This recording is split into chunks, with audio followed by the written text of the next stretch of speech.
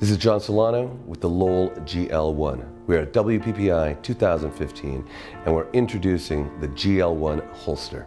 The GL1 holster is comprised of two pieces. One part goes on to the body, to the handle of the GL1. It's a Velcro strap. You open it, you wrap it around the unit, around the handle of the unit, as so.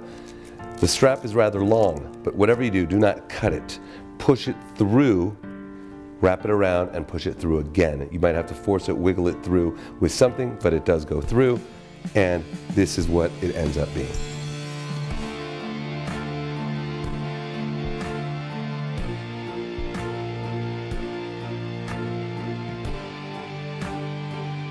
With the Lowel GL1 and the new holster, you can illuminate at the speed of light.